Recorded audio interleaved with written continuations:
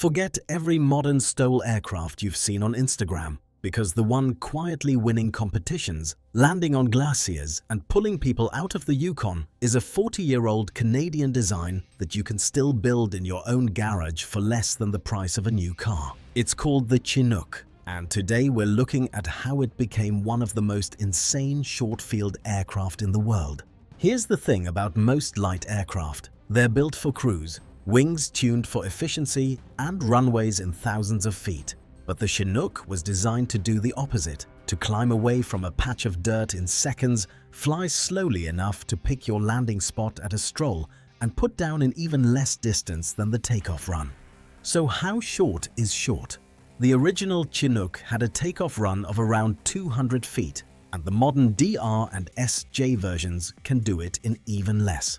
To put that in perspective, 200 feet is shorter than the average city block, which means most light aircraft would still be sitting on the brakes at that distance, while the Chinook is already at 50 feet and climbing. And it's what's kept this aircraft alive for over 4 decades. So that is what the Chinook does. Now to the Ukrainian engineer who designed it in 1982. The Chinook was the 11th aircraft designed by Vladimir Talanchuk, a Ukrainian-born aeronautical engineer who immigrated to Canada in 1981 and joined a small Alberta firm called Birdman Enterprises. Its model designation WT-11 literally stands for his initials and his 11th design. Talanchuk's design brief was almost a manifesto. He believed an ultralight should be more than a toy. It should be usable for training, for fishing trips, for crop spraying, even for hauling freight, and crucially, it should be affordable enough that ordinary people could own one. He also insisted the wings had to be simple, easy to build at home, easy to fix in the field. The airfoil itself was developed at the University of Alberta by Dr. Dave Marsden. It was an unusually intelligent piece of academic collaboration for a small ultralight project. What he ended up with was an aircraft that fitted the brand new American Part 103 ultralight rules of 1982 almost exactly. Single seat, light enough, slow enough, and fundamentally honest. December the 12th, 1982, at Wizard Lake in Alberta, and Chief Test Pilot Dennis Mayland is climbing into the prototype WT-11 Chinook for its very first flight. From the moment the wheels leave the ground, you can tell something is going right. With a 28 horsepower Rotax 277 on the back, the little aircraft would sustain level flight at low throttle, cruise comfortably at 50 miles per hour, and stall at around 24. Test pilot Mayland rated the rudder and elevator as very responsive, the ailerons as good if a little less sensitive, and the crosswind handling as confident in winds of up to 20 miles per hour at a 45-degree angle. The aircraft was even flown safely in surface winds of 35 miles per hour. For an aircraft weighing barely 250 pounds empty, that was astonishing behavior, and it set the template for everything that followed.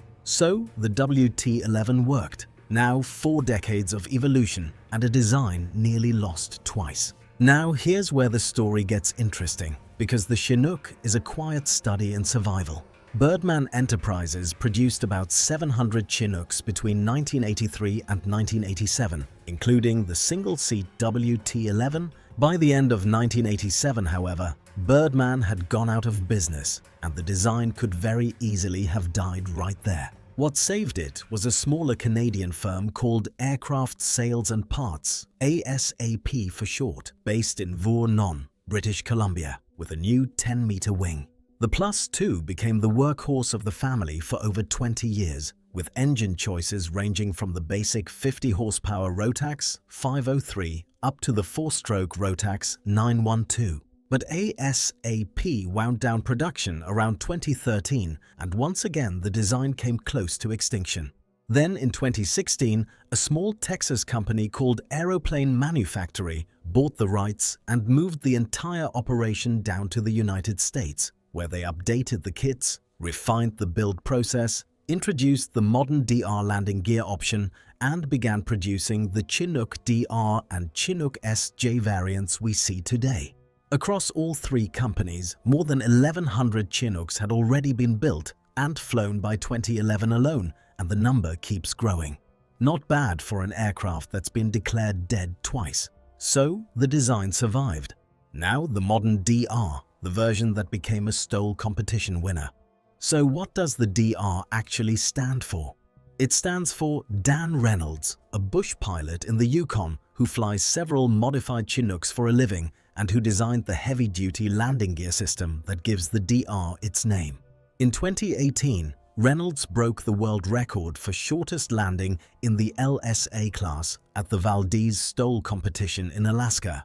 And in 2020, he took second place at the Lone Star STOL competition in Gainesville, Texas. He did all of that in a Chinook. The DR is essentially a modified Chinook Plus 2, fitted with the DR landing gear system, broader flaperons, larger tires, and a few quiet structural reinforcements where the loads concentrate. Its cockpit is the same panoramic Chinook glasshouse, with visibility that genuinely makes other small aircraft feel claustrophobic. Standard fuel comes in two 5-gallon strut tanks, with an option to add in-wing aluminium tanks of 10 gallons each for serious cross-country range. Gross weight is around 1,100 pounds, assuming an average empty weight, with a useful load substantial enough to carry 2 adults, full fuel, and meaningful baggage at the same time. The DR can be flown with the standard tundra-friendly main gear or upgraded with the DR system itself, which adds long travel shock absorbers and the kind of compliance that turns rough ground into a non-issue. Watch a video of one of these aircraft landing on a gravel strip and you can almost hear the suspension working. The wheels touch, the shocks compress, the aircraft simply stops. None of the heart-stopping bounce and recover dance that smaller gear designs tend to produce, just a clean and controlled arrival, even when the ground underneath looks like nobody has flattened it in 100 years. That kind of forgiveness on the kind of strips bush pilots actually use is the entire reason competitive STOL pilots have started arriving at events with Chinooks rather than the more obvious purpose-built modern designs. Aeroplane Manufactory offers the DR and SJ kits in 2 engine configurations, a 2-stroke version powered by the Rotax 582UL and a 4-stroke version powered by the Rotax 912UL. These 2 engines neatly map to 2 different schools of bush flying. The Rotax 582 2-stroke is a 65 horsepower water-cooled twin that has been the gold standard in short-field and float aircraft for over 30 years. It is light, powerful for its weight, and famously responsive on the throttle, which is exactly what you want when you are trying to lift a heavily loaded bush plane out of a tight clearing. The trade-off is the usual 2-stroke story. Shorter time between overhauls than a 4-stroke, fuel and oil mixing. The Rotax 912 4-stroke is the modern alternative, an 80 horsepower flat 4 that runs on the same fuel as a road car and is the engine of choice for almost every modern light sport aircraft built in the past 20 years. Its time between overhauls is 1,500 hours, which is comfortably twice what most 2-strokes manage. Cruise speed sits in the same general range as the 582, but the 912 trades a small slice of climb performance for genuinely impressive reliability and quieter running. For most owners, the 912 is the pragmatic choice. For the truly committed bush pilots, the 2-stroke is still the one they reach for. The difference comes down to philosophy as much as engineering. A 4-stroke is what you fit when you want the aircraft to be reliable, quiet, and boringly predictable, which is exactly what most weekend pilots want. A 2-stroke is what you fit when you want the absolute lightest, simplest, and most responsive package available, even if it asks for more maintenance attention. The Chinook is one of very few modern airframes that genuinely supports both choices well, which is part of why it has lasted. So you choose your engine. Now the SJ for people who think the DR is not extreme enough. The Chinook SJ is what Aeroplane Manufactory builds when a customer says the DR is not quite extreme enough, which is a remarkable position to take, but a real one. It is highly modified from the DR, heavier, stronger, with a higher gross weight of around 1,300 pounds and standard fitment of 2 10-gallon internal aluminium wing tanks, with the option of also fitting the strut tanks for genuinely enormous total fuel capacity. The model is specifically described by the manufacturer as designed for the rigors of flight training and the extreme bush. That phrase, the extreme bush, is doing a lot of work because it is a polite way of saying the kind of flying that genuinely puts an aircraft through its lifespan at a much faster rate. Schools landing on rough strips a dozen times a day. Bush operators flying loads in and out of places nobody else will go. The SJ is built for the kind of operating environment that destroys ordinary aircraft, and the structural beefing up reflects it. Both engine options carry over, 2-stroke or 4-stroke, with the same 582 and 912 Rotax choices. The cockpit, controls, and overall personality remain pure Chinook. Think of the SJ as the version with its sleeves rolled up and a clipboard already filled in. The cost trade-off is real and worth knowing. A heavier, stronger airframe with bigger fuel tanks costs more to buy as a kit, and the additional weight does slightly reduce the absolute STOL performance compared to a lighter DR. For most weekend pilots, the DR is more than enough. For the operator running paid training flights all day or pulling people out of remote lakes for a living, the SJ is the one that actually survives the calendar. This is the part of the Chinook story that often gets simplified. And getting it right matters because the FAA has a particular sense of humor about ultralight rules. Many people assume any kit-built aircraft this small must qualify as an ultralight under Part 103, meaning no pilot license, no medical, and no aircraft registration. For the Chinook DR and SJ, that is not the case. Part 103 is strict. To qualify, an aircraft has to carry a single occupant only, weigh under 254 pounds empty, hold no more than 5 gallons of fuel, top out at 55 knots, and stall at no more than 24. The DR and SJ are two-seaters with gross weights of 1,100 and 1,300 pounds respectively, so they simply do not qualify. To fly them legally, a pilot needs at least a sport pilot certificate, which is genuinely accessible, does not require a full medical exam under most current rules, and can be obtained in a fraction of the time and cost of a full private pilot license. Under the new Mosaic rules from October 2025, that becomes even more practical. The original WT-11 Chinook of 1982 was a single-seat aircraft and did fully qualify under Part 103, and here's where it gets interesting. Aeroplane Manufactory is currently developing a brand new single-seat variant they're calling the Chinook Pup, specifically designed to meet Part 103 again, with a target empty weight under that 254-pound limit. If the Pup makes production, it'll be one of very few modern aircraft that you can genuinely fly in the United States with no license and no medical at all. For now though, the DR and SJ remain sport pilot aircraft, which is still the simplest and most affordable way into modern bush flying, but it isn't license-free. It's worth being explicit about that, because confusion on the rules has led several people over the years to fly two-seat Chinooks assuming they were license-exempt, which is genuinely a quick way to lose flying privileges and pick up a substantial fine. A sport pilot certificate is achievable in a fraction of the time of a full private license, and under Mosaic, it now covers a much broader range of aircraft. The cost of getting one is broadly comparable to a motorcycle endorsement, which is a much smaller barrier than most people assume. So let's talk money. The Chinook is a kit aircraft, which means you build the airframe yourself in a hangar or a large garage from a set of prefabricated parts shipped from Aeroplane Manufactory. A base Chinook Plus 2 kit has been pitched at starting prices around $32,000, while the DR and SJ both sit above that, since the DR landing gear system, the heavier structure, and the additional fuel options all add to the kit cost. On top of the kit, the builder buys the engine accessories, the propeller, and the paint, none of which are included in the basic kit price. A new Rotax 912 engine alone is a meaningful slice of the overall cost. Total all-in for a completed DR with a fresh 912 and decent avionics realistically lands somewhere in the $50,000 to $70,000 range, depending on choices.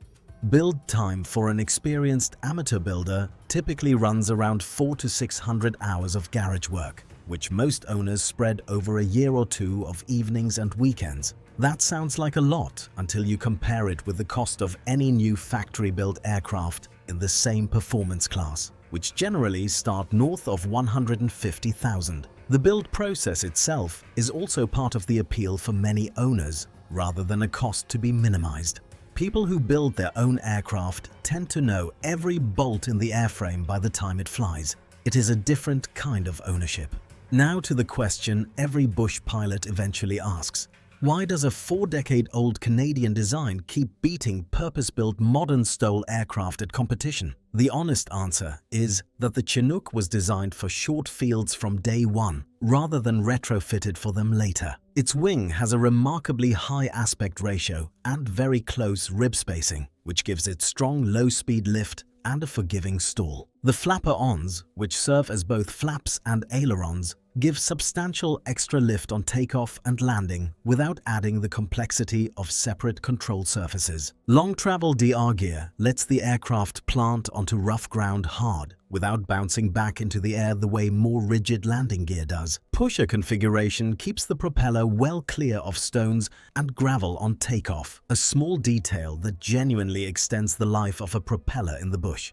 And the airframe itself is light, which means small horsepower numbers produce serious climb performance. A modern purpose-built STOL aircraft can match many of these features individually. The Chinook simply has all of them at once in a kit that costs less than a new car. So the engineering checks out.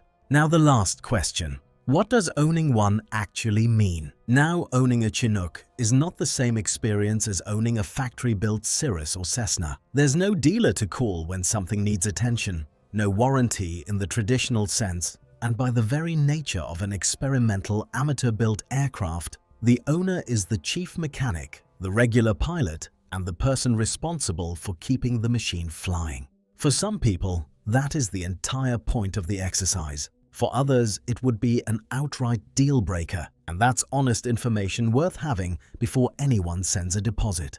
The reward is an aircraft that costs a fraction of any equivalent certified plane to buy, less to operate, and which gives you the genuinely rare ability to take off from a meadow you own, fly to a riverbed nobody else can reach, and land on it. It's the only category of personal transport that genuinely opens up parts of the map that roads and even most aircraft do not. For the right person, that isn't a hobby. It's the entire reason to learn to fly in the first place. Which leaves the final question. Is the Chinook the answer, or just one of several? There are certainly flashier STOL kits on the market today. Aircraft with carbon fiber fuselages, advanced glass cockpits, and price tags that look reasonable on a banker's spreadsheet. The Chinook, by comparison, looks like what it is, which is a 4-decade-old design refined through 3 different companies, built around honest engineering rather than fashionable materials, and proven by bush pilots in the actual bush rather than on a marketing brochure. That, more than anything else, is why the DR and SJ keep winning. They aren't the future of light aviation.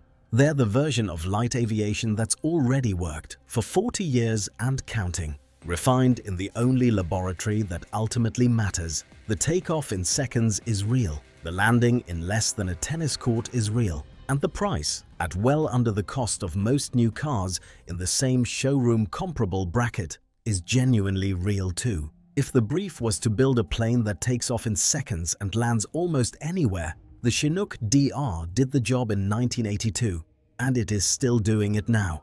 If you like this one, subscribe and like, and we will see you in the next one.